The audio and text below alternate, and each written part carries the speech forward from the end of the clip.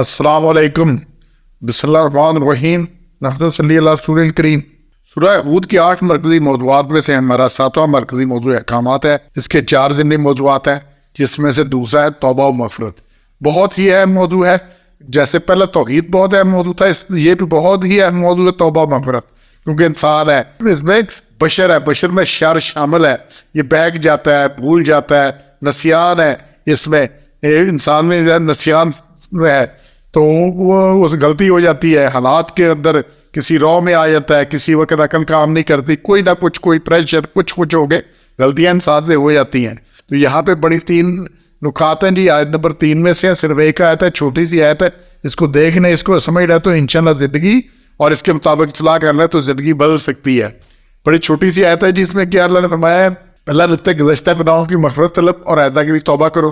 دوسرا نقطہ ہے کہ مغفرت توبہ سے اچھا رزق دے گا اور فضل کرے گا، اور تیسرا توبہ مغفرت نہ کرنے والوں کو ایک بڑے دن کے عذاب کا ڈر ہے۔ اب یہ 3 چیزیں بڑی اہم ہیں، فضل چاہیے، اچھا رزق چاہیے یا عذاب چاہیے، ٹھیک ہے نا۔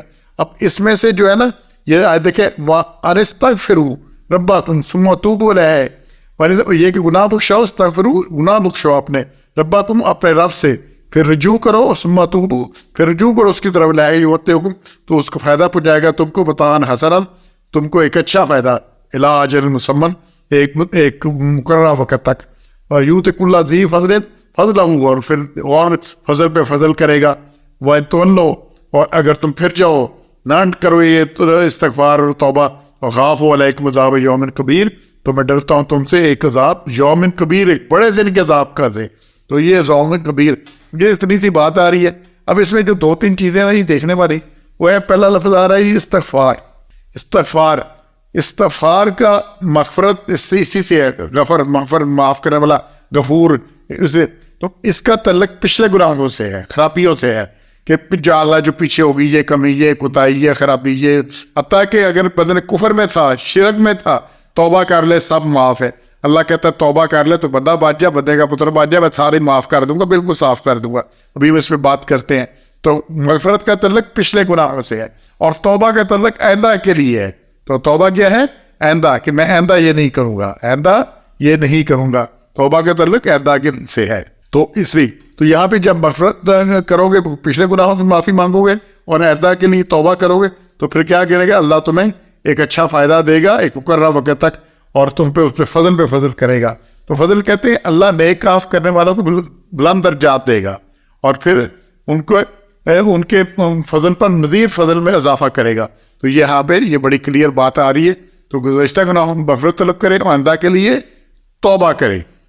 یہی بات کی سورہ آل عمران کی آیت 31 میں اللہ نے کہا، اگر تم محبت رکھتے ہو اللہ تحبون اللہ فاتبعونی تو یحببکم اللہ یغفر لکم ذنوبکم، اگر تم محبت کرتے ہو تو میری پیروی کرو۔ حضور صلی اللہ علیہ وسلم نے کہا کہ ان کے زبان سے اللہ کہلوایا تو پھر میری راہ پہ چلو، تو پھر اللہ تم سے محبت کرے گا اور تمہارے گناہ پاک دے گا۔ واللہ غفور رحیم، تو اللہ غفور رحیم ہے۔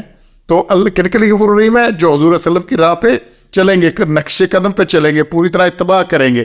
مزید یہ ہے کہ جی سورہ طٰہٰ 20 نمبر، اس کی آیت نمبر 82 ہے، وَإِنِّي لَغَفَّارٌ لِمَن تَابَ وَآمَنَ وَعَمِلَ صَالِحًا ثُمَّ اهْتَدَىٰ، اللہ غفار ہے، معاف کرنے والا ہے، بہت بڑا ہے۔ لمن تابا، لیکن جو توبہ کرے، وآمن، پھر ایمان کی تجدید کرے، وعمل صالحا، پھر نیک اعمال کرے، ثم اهْتَدَىٰ، پھر اس پر قائم رہے۔ تو یہ اللہ نے 4 شرطیں لکھائی ہیں۔ اللہ معاف کرتا ہے، معاف کرنے والا ہے، لیکن جو توبہ کرے، اور توبہ کے اب توبہ کے بھی آگے شرطیں ہیں کہ پہلے غلطی مانے، پھر آئندہ نہ کرنے کا اقرار کرے، پھر اس پہ قائم رہے۔ یہ 3 شرطیں توبہ کی ہیں، تو اللہ ان کے لیے کیا ہے؟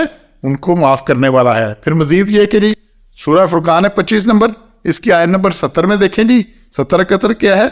الا من تاب وآمن وعمل صالحا، جس نے توبہ کی، پھر ایمان لایا، یقین کیا، وعمل صالحا، پھر نیک اعمال کیے، فاولئک یبدل اللہ سیئاتہم حسنات، تو اللہ ان کی برائیوں کو نیکیوں سے بدل دے گا۔ وکان اللہ غفور رحیم، اللہ ان کے لیے غفور رحیم ہے۔ اور پھر اللہ نے کہ وَمَن تَابَ وَعَمِلَ صَالِحًا وَإِنَّهُ يَتُوبُ إِلَى اللَّهِ مَتَابًا، تو جو توبہ کرے اور اعمال صالح کرے تو پھر وہ توبہ اللہ کی طرف پھر واپس آنے کی جگہ ہے توبہ۔ تو یہ اللہ نے توبہ کی یہ بات کی ہے یہاں پر، اور جو توبہ کے فوائد بتائے ہیں۔ مزید سورہ نوح جی 71 نمبر صورت ہے، اس کی آیت نمبر کو دیکھیں جناب، 10 سے 12 تک ہیں۔ اس میں اللہ نے حضرت نوح نے قوم کو کہا فَقُلْتُ اسْتَغْفِرُوا رَبَّكُمْ، اپنے رب سے استغفار کرو، گناہ بخشا، انہ کان غفارا، بخشنے والا ہے۔ پھر کیا کرے گا؟ آسمان سے تم پر بارشیں برسائے گا، مدرارا، سوا سے یرسلب ویمددکم باموال وبنین، اور تمہارے بیٹوں سے اور مال سے مدد کرے گا، اور بنائے گا تمہارے واسطے باغ اور تمہارے لیے نکالے گا نہریں۔ تو یہ اللہ نے جو ہمارے مسائل ہے جی، معیشت خراب ہے، اولاد نہیں ہے، فلانا نہیں ہے، فلانا نہیں فلانا نہیں، کیا ہے؟ استغفار سے اللہ بخشے گا، گناہ بھی بخشے گا، اس میں بارشیں بھی برسیں گی، اور بیٹوں سے اور مال سے مدد بھی ہوگی، باغ اور نہریں بھی ہوگی، معیشت بھی ٹھیک ہوگی، سارا کچھ ٹھیک ہوگا۔ تو بات توبہ اور استغفار سے، اس سے آگے کوئی نہیں۔ سبحان ربک رب العزت عما یصفون وسلام علی المرسلین والحمد للہ رب العالمین۔